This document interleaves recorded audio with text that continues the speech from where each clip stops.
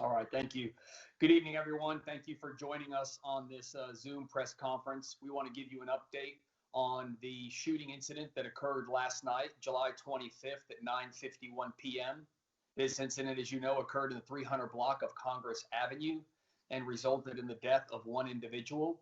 We can confirm the identity of the deceased as a Mr. Garrett Foster, a 28-year-old white male. And this incident, again, occurred last night at 9:51 p.m. during the protest march in the 300 block of Congress Avenue. During the march, nearby officers reported hearing two separate volleys of gunfire in the area of the protest. Austin 911 also received multiple calls of shots fired in the 300 block of Congress Avenue.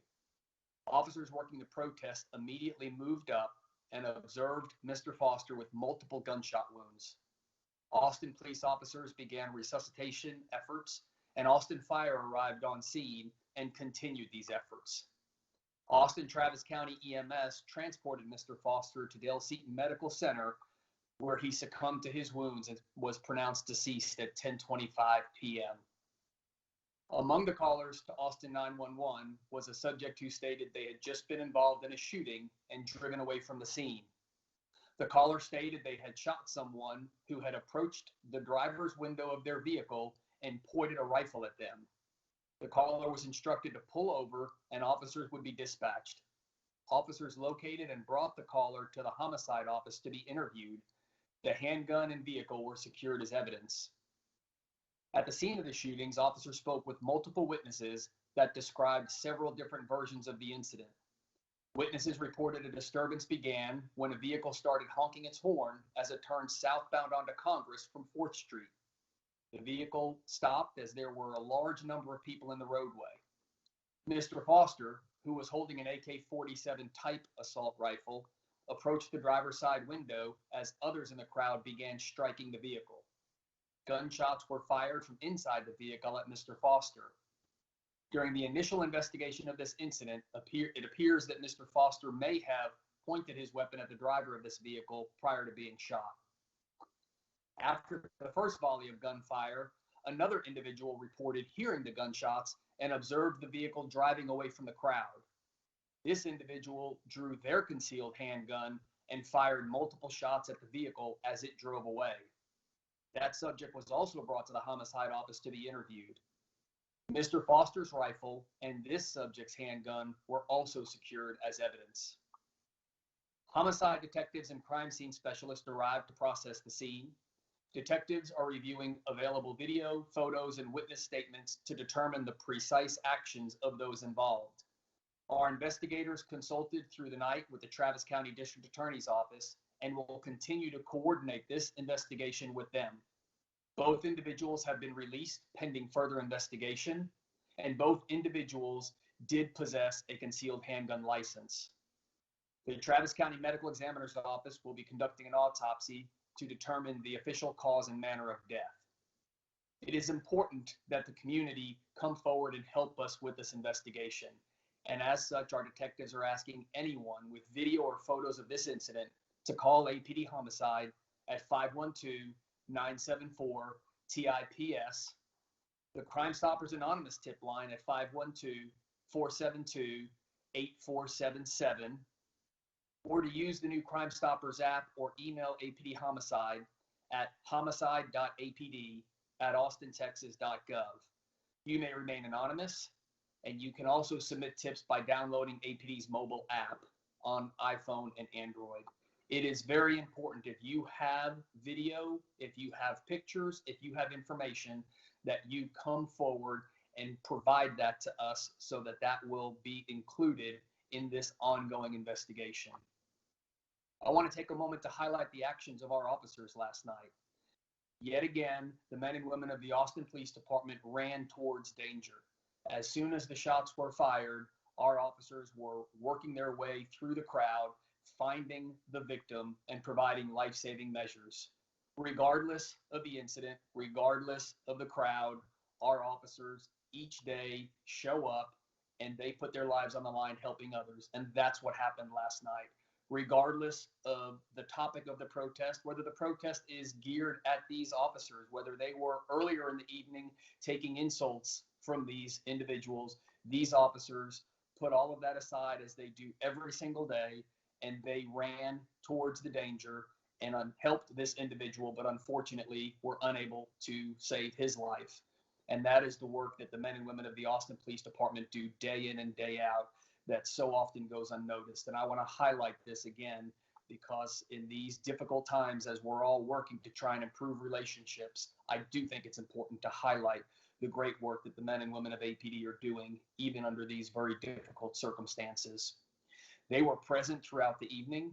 They were actually following this march and were in a position, as I said earlier, when the shots rang out, to immediately respond. One of the difficulties is a new tactic that we've noticed some of the protest marches are using is putting vehicles behind the marching protesters to keep officers further back or to interfere with officers that may be trying to reach the crowd.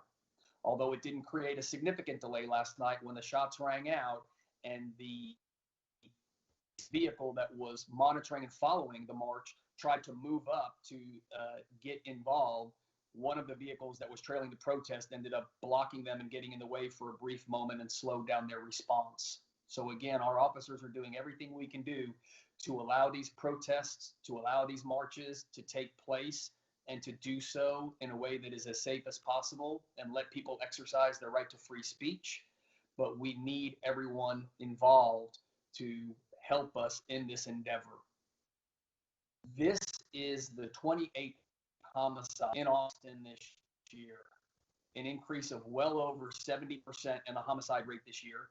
Our aggravated assaults are up 14% and our robberies are up 16%. We are seeing a significant increase in violent crime this year. And this is very important as we engage in community conversations about policing and the future of policing, that we ensure that we do keep in mind that one of the key functions of a police department is the safety of our community and combating violent crime. And even at our current staffing levels, we're facing significant challenges in this area. So again, we are heartbroken over the loss of Mr. Foster last night. It is actively being investigated and ongoing in conjunction with the Travis County District Attorney's Office. That is the information that we have at this preliminary point in the investigation. And I'm going to open it up for questions here in a moment. But as is typical, there's probably not a lot of additional information we can put out at this point, since we are still only 24 hours into this investigation, roughly. So with that, I will open it up for any questions.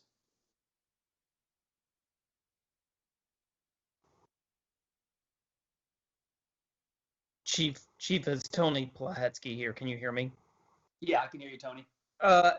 So people are just still a little hazy about this, and so I want to try to help clear it up. Is the indication that the man in the car was the first person to fire a weapon?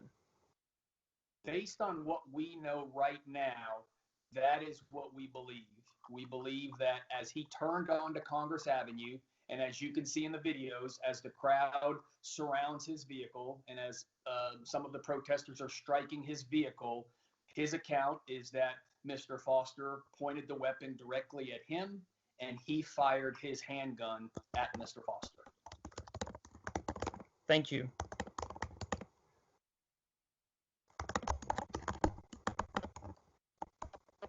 Tony, can you mute your mic, please? Sorry.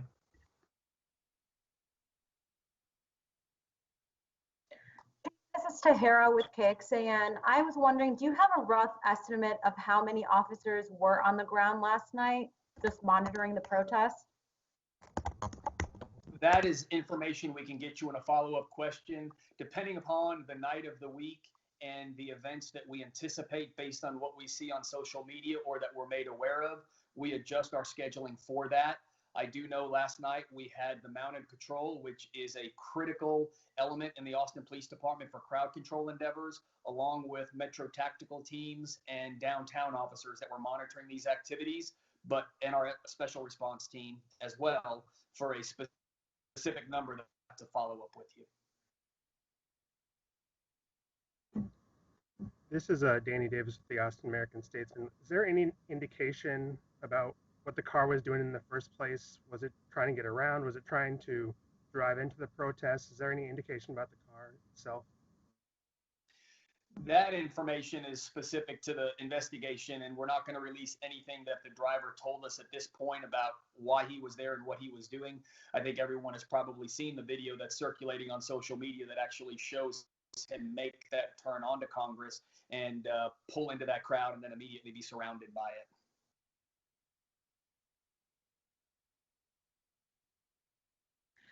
it. Is the suspect in custody or was he ever taken into custody?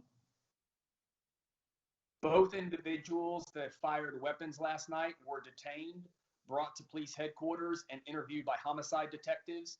And again, in consultation and working with the Travis County District Attorney's Office, after speaking to both of them, they've been released at this point pending the further investigation.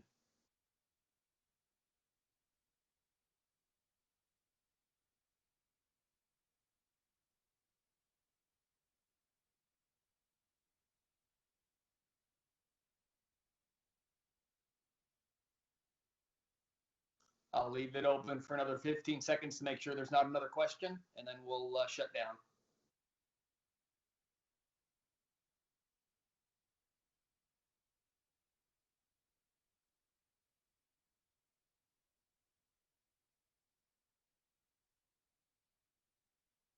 All right. Thank you all very much.